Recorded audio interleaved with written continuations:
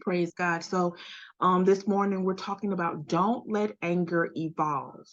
And if we look at Ephesians 4, looking at the 31st to the 32nd verse, it says, let all bitterness and wrath and anger and clamor and evil speaking be put away from you with all malice. And then he says, and be ye kind one to another, tenderhearted, forgiving one another, even as God, for Christ's sake, had forgiven you. And so, what God was kind of showing me when we're talking about anger, so many times we get wrapped up in our emotions. It happens all the time. It happens to all of us. We get wrapped in our emotions. And one of the things we can really get wrapped into is anger. And so, it's not that anger um is a bad thing. God's not saying that you're not going to get angry, but we have to be careful with anger lingering. Okay, we have to be careful with anger lingering. And so when I say don't let anger evolve, evolve means to develop gradually, especially from a simple to a more complex form. And so we have to be careful to not allow anger to linger. I see this all the time with my students. I see this all the time. They get angry about something and they just let it fester. They let it stay. They let it linger. And so as they continue to let it linger, it ends up affecting their decision making. And so we don't want to be in a place where it affects our decision making. If we look at Ephesians 4 and 26, and this gives a great example of what I'm talking about here. It says, be ye angry and sin not. Let not the sun go down upon your wrath. And so if we look at the commentary where it says, be ye angry and sin not. One thing that he says, he talks about where anger is not good. He says there is an anger which is sinful, as when it is without a cause, when it exceeds due bounds, when it is not directed to a good end, when it is productive of bad effects, okay, either in words or actions, and when it is soon raised or long continues. And then he says, the spring of it is a corrupt heart. It is stirred up by Satan, encouraged by pride, and increased by grievous words and reproachful language. And so where it says, let not the sun go down upon your wrath, it says that anger should not be continued, that it should not last as furthest more than a day, that when the heat of the day is over, the heat of anger should be over likewise, and that we should not sleep with it, lest it should be cherished and increased upon our pillows. And besides, the time of the going down of the sun is the time of evening prayer, which may be greatly interrupted and hindered by anger. And so we have to be careful, because anger I like how he says here, where he says that it is encouraged by pride. Oh, I got to tell her something because she's not going to talk to me. Like, we have to be careful, because our pride can come in. And when we become prideful about the situation, it will feed our anger. Okay. And so when we are in this place, we are no longer, we get to a place where we are no longer, in the will of God. We start feeding the wrong dog. I always talk about feeding the black dog and the white dog. Well, here, when I allow anger to linger and to stay on me, I am feeding that black dog. And so my spirit man is being overridden by my anger. Now, the God is not leading me. My anger is leading me. It's telling me what to do. It's telling me how to move. It's telling me how to react. It's telling me what to say. It's telling me what I need to do and how I need to do it. No longer am I under what God. Now I am being led by my emotions. I am being led by anger. And as a result, now anger has become sin, because I am no longer following after what Christ is saying. I don't even care what he's saying, because at this point, I'm going to do what I want to do when I want to do it. Okay. And so Anger can be very, if I let it linger, it can be very, I cannot allow it to evolve. I need to keep it in its simplicity. Because if I allow it to evolve, it becomes a complex thing. And so now it's not only affecting what I'm angry about, it's affecting everything. Because don't you know that when you're angry about one thing and that emotion is with you, then it doesn't take very much for the next thing to come. Something that is very small and we react to it. Like we blow up. And it's not that we're blowing up at that situation, but we are still having the anger linger from the previous thing. We have to deal with it. We have to seek God and allow God to help us. Okay. So one person I thought about was Haman. Okay. Haman out of the book of Esther, and how anger and pride encouraging his anger brought him to complete destruction. Okay. And so if we look, we're going to look at Esther 3. Esther 3, looking at the first verse, we're going to go through 1 through 6. And it says, after these things did King Ahasuerus promote Haman to the son of Hammedatha, the Agagite, and advanced him and set his seat above all the princes that were with him. So here he is being elevated. So just a little background about Haman, okay? Haman, many scholars believe that Haman was actually a descendant from King Agag. And King Agag was the king, or the king of the Amalekites. Okay, and if you remember, in 1 Samuel, Saul was instructed to utterly destroy the Amalekites. The Amalekites. And so and he was supposed to kill the king and all of that, and how he did not do that. They took some of the spoil and they took King Agag. And so he, at this point, was being disobedient to God. And so because of his disobedience, there were some descendants, or there were some people who escaped this attack that Saul had on these people. And as a result, this is where we are, that he was a descendant of King Agag. And so if we kind of look at that side of it too, where he already probably from passed down from generation to generation, had ill feelings toward Jews or the Israelites. Okay, so here he's being promoted. It says, and all the king's servants that were in the king's gate, they bowed and reverenced Haman, for the king had so commanded concerning him. But Mordecai, now Mordecai is a Jew, Mordecai bowed not, nor did him reverence. Then the king's servants, which were in the king's gate, said unto Mordecai, why transgresses thou the king's commandment? Now it came to pass, when they spake daily unto him, and he hearkened not unto them, that they told Haman to see whether Mordecai's matters would stand, for he had told them that he was a Jew. And when Haman saw that Mordecai bowed not, nor did him reverence, then was Haman full of wrath. Now keep that. He was full of wrath. Why? Because of his pride. He's like, look, he's not bowing to me. That's pride. That is pride encouraging anger. Okay, so he's full of wrath, and he thought scorn to lay hands on Mordecai alone, for they had showed him the people of Mordecai. Wherefore Haman sought to destroy all the Jews that were throughout the whole kingdom. Okay, and so this is what's happening here. He didn't bow. And when he was asked about this, he told them, he said, look, I'm a Jew. And so because I am a Jew, I'm not bowing or reverencing him. We reverence God pretty much.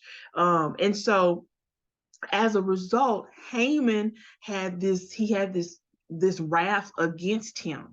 But it wasn't enough. If you look at the commentary where it says, and he thought scorn to lay hands on Mordecai alone, it says that would not be a sufficient gratification of his revenge.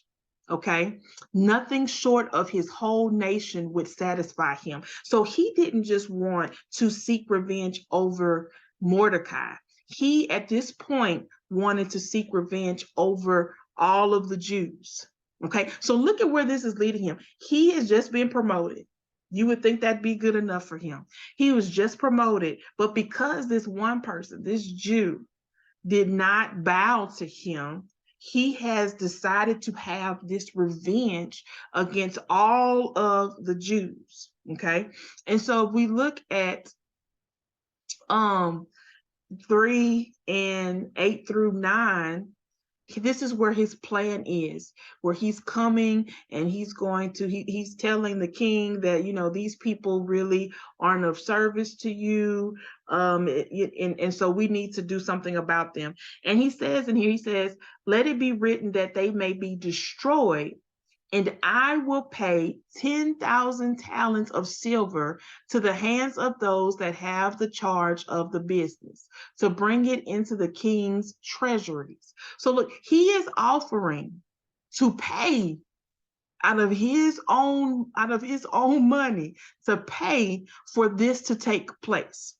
That is how deep, that is how bad his anger was. His anger was bringing him to a place that not only did he want to destroy that one person, but he wanted to destroy all of the Jews. And then he was willing to pay to have this done. If you look in the commentary, it describes it, it says, to prevent any objection that might be made from the loss of tribute paid by his people to the king, and this was a very large sum for him to pay out of his own estate. He said, it says, and it being near 4 million of our money, it is computed that it was 3,750,000 pounds. Okay, so this is what he's willing to do. This anger, this strife is bringing him to a place where he's willing to pay money for this to be done. Okay, so let's look at the pride of Haman. Let's look at the pride of Haman, and we're going to look at Esther 5. Okay, Esther 5. But if we look at Proverbs 16 and 18, in Proverbs 16 and 18, it says, pride goeth before destruction, and a haughty spirit before a fall. And so when we allow our pride to encourage anger, we have to remember that as pride grows, it brings us to a place of destruction. And this is what is leading Haman. This is where he is leading to. It's kind of like a two-headed horse. He has his pride, he has his anger, and it is leading him to a place of destruction. Okay, and so if we look at Esther 5, at this point, Esther has agreed or decided that she's going to try to save her people. And so in her doing that, she goes before the king without being summoned. Okay, and when she does that, he does have favor with her, and he allows her to come. She doesn't experience death, which is what you would experience when you come before the king unsummoned.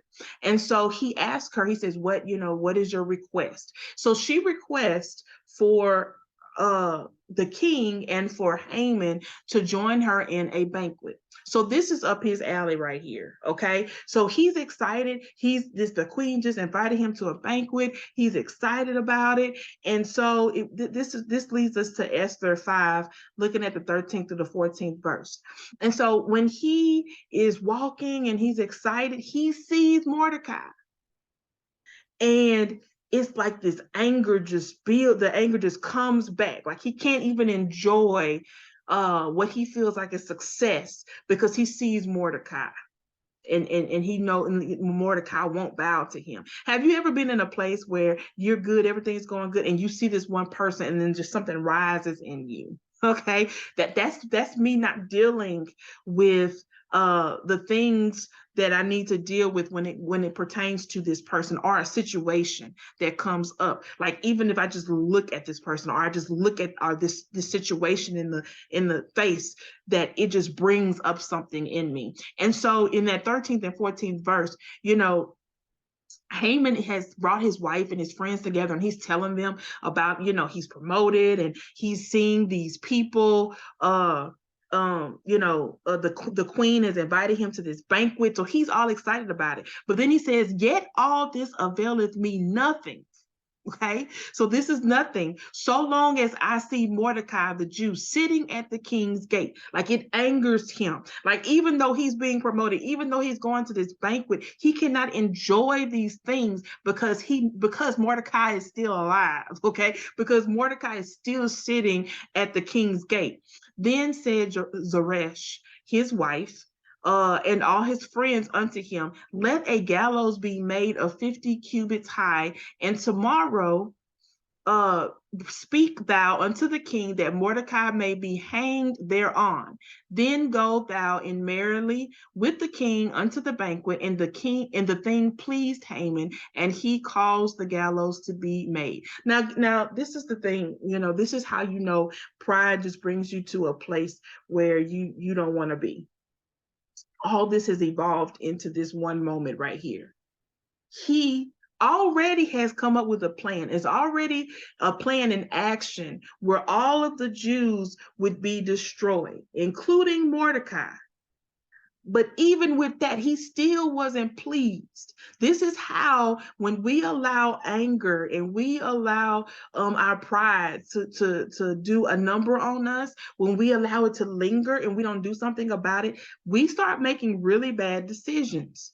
And so here, his wife is like, "Hey, well, since he's just angering you so much, why don't you just put him on, just build this gallows and have him hung from it?" So here's the importance of the gallows. The gallows would be very high. They would build them very high. And so when you hung somebody on the gallows, everybody in the city would be able to see, and they would know, hey, whatever that person did to be hung on those gallows, that you shouldn't do that. So that was the purpose of the gallows. So it wasn't enough that they would be destroyed, but he wanted to hang him there so people would know. I did this because he didn't bow to me, or he didn't do what I wanted him to do. Okay. And so if you continue on in the story, when Haman gets to that banquet, Esther does her job. She reveals her people. And so when he begins to see how this angers the king, he tries to plead his case or to the queen, and he accidentally falls in the bed with her, and this angers the king even more. And as a result, Haman ends up being hung by the same gallows that he put up for Mordecai. Okay? Pride cometh before destruction, and a haughty spirit before a fall. If we look at Proverbs 26 and 27, it says, "Whoso diggeth a pit shall fall therein, and he that rolleth a stone, it will return upon him."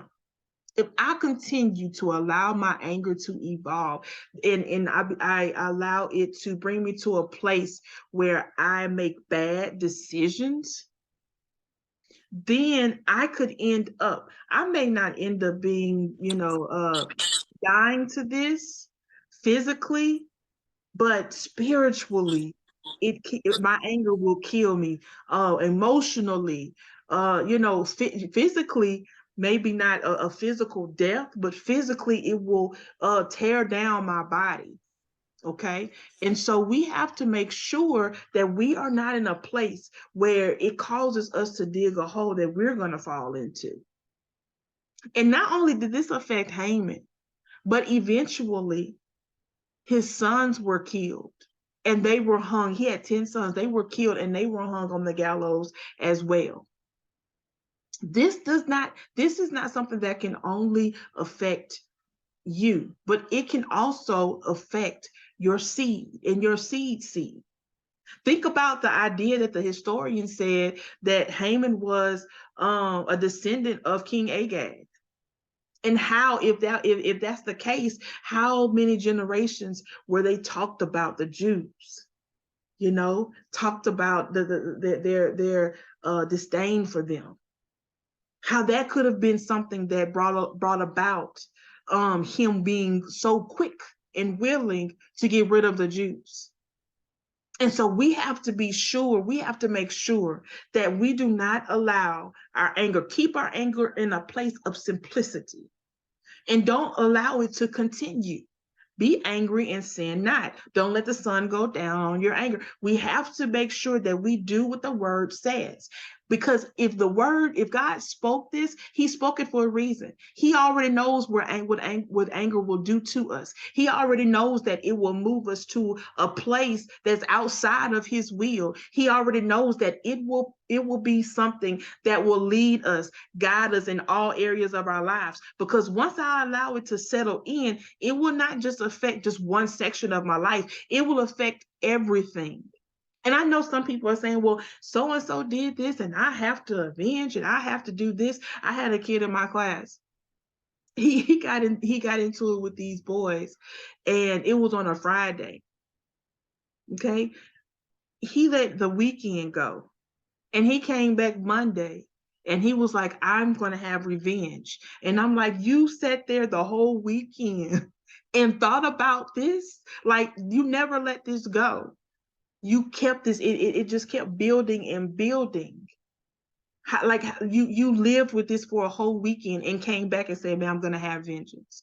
And so this is what I say to you, because there are some instances where we are attacked by the enemy. We have people come at us, and our reaction is so important. It has to be a reaction that is according to God and what he wants. Because if not, then I start to stoop down and do the things that other people have done, I'm starting to get further and further away. And it affects my prayer life. Just like it said, like the commentator said earlier, when I was talking about don't let the sun go down on your wrath, like he was saying, because how can you pray?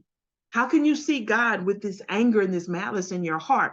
But if we look at Deuteronomy 32 and 35, we have to remember this, that even if we feel like that we have a reason to be angry, remember this: to me belongeth vengeance and recompense. Their foot shall slide in due time, for the day of their calamity is at hand, and the things that shall come upon them make haste. God is telling us, he says, I am the one that will take vengeance. I am the one that will fight your battle. I am the one that will speak on your behalf. I need you to listen and follow my directions. Do what I tell you to do, because as soon as you allow your anger to lead and to guide you, it is going to, the further away you get from my will, the further away you get from me, and it's hard to come back when we allow anger to rule. And so I want to encourage you on this morning. Haman is a great example of how you can allow your anger and your pride to bring you to a place of destruction. And not just you, but your seed. I want to encourage you this morning. Don't let anger evolve. Don't let it go from a place of simplicity to a place of complex. Allow God to do what he's going to do in your life. Deal with the things in your life that bring you to a place of anger. Deal with the people in your life that bring you to a place of anger. Allow God to move. Allow God to cleanse. And allow God to have his way. Because if we don't, and we allow anger to evolve, we could very well make the decision to build a pit that we will eventually fall into. Praise God.